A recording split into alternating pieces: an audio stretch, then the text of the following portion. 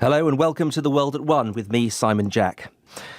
Now, for the last 3 months, the Infected Blood inquiry has been taking evidence from victims and relatives as what has been described as the worst treatment disaster in the history of the NHS. Thousands of people contracted hepatitis C and HIV after being given contaminated blood products in the 1970s and 80s.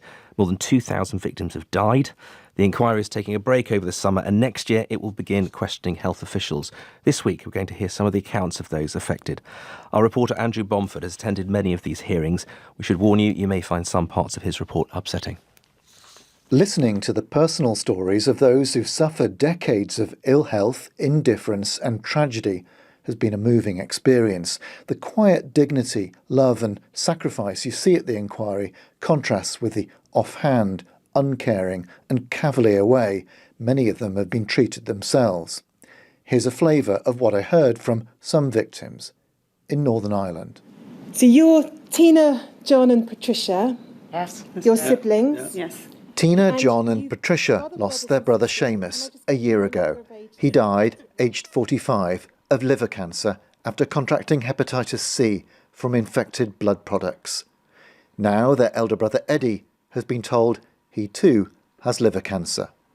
Tina McLaughlin told the inquiry about the last weeks of Seamus's life. So Seamus says to me 2 weeks before he died, "I'm not here today." But he says, "I want more time, Tina." And I says, "I know." And I says, "You'll get that time." And that was literally it wasn't even 2 weeks before he died.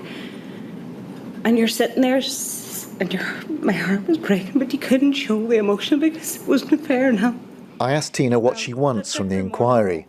She said the truth. I think the whole world is aware that there has been a cover-up from the past.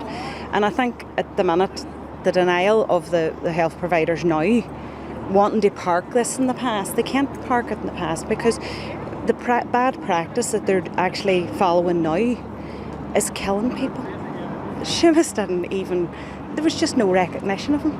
And it was as if he didn't matter. And unfortunately, he did matter to us. So he may have not been able to voice how he felt, but we have to do that for him. These are the cattle that were at the show. So these are the Dexters. These are the Dexters, yeah. This is the young bull that won, I think, third. The inquiry will never hear from everyone, so this is one of those stories from Trevor Marsden. And some very noisy geese. Noisy geese, yeah. Trevor lives on a farm in Ballycarry, County Antrim, overlooking the beautiful Larne Loch. These days his daughter runs the farm. Illness means he cannot. Trevor was born with haemophilia and was given contaminated blood clotting agents during the 1970s. His medical records show his doctor suspected he had hepatitis and secretly tested his blood in 1991.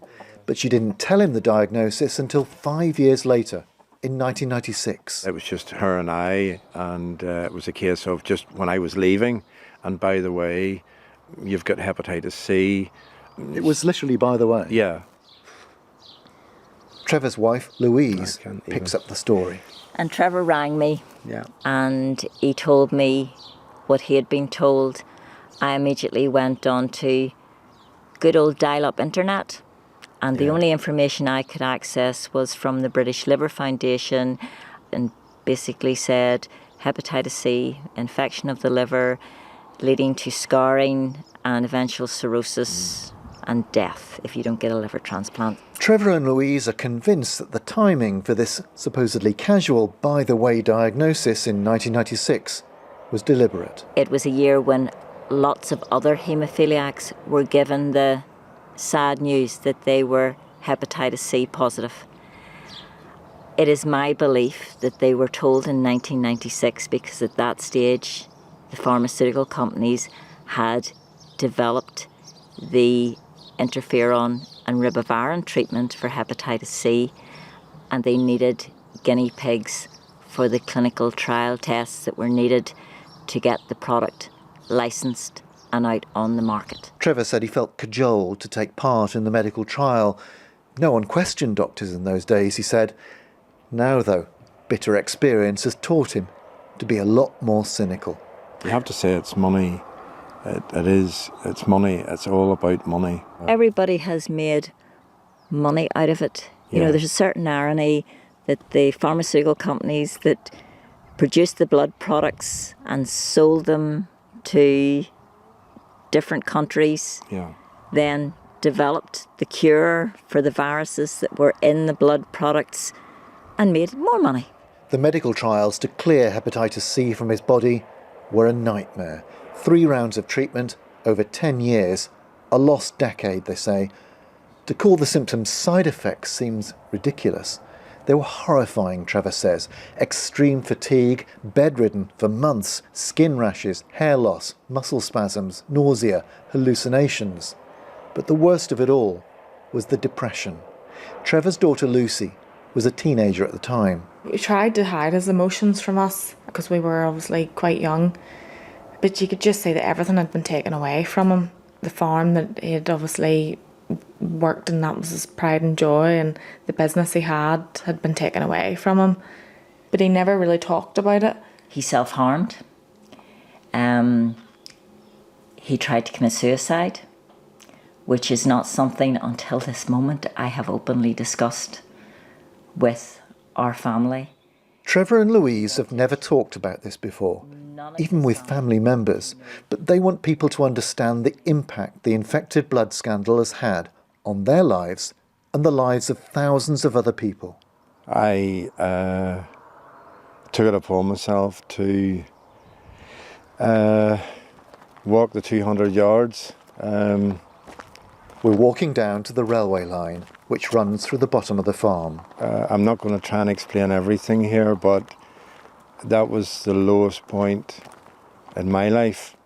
Even years later, in a much, much better place now, but standing there on that spot by the railway line, this is a really difficult thing for Trevor to talk about.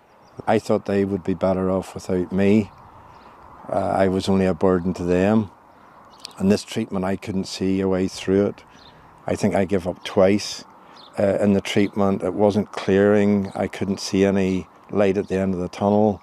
And then ending up on the track. You went through the gate here? I went through the gate here, yeah. And lay down on the track? Yeah. I did take a number of tablets, obviously, to try and go to sleep there. Did you time this? Did you know there was a train due or something? Yeah, I did, yeah. We had all been on watch with him. The girls didn't know why they were looking at him from the physical symptoms that he was displaying. To me, I knew that mentally Trevor was not in a good place. Did you guess where he might be? I came down. Yes, I did. I knew he was very depressed, and I didn't know he'd be specifically on the railway line, but I was just running round the farm and coming down, and whether it was he had moved or whatever, I don't know what took my notion, and then all I could think about was getting him off the railway line.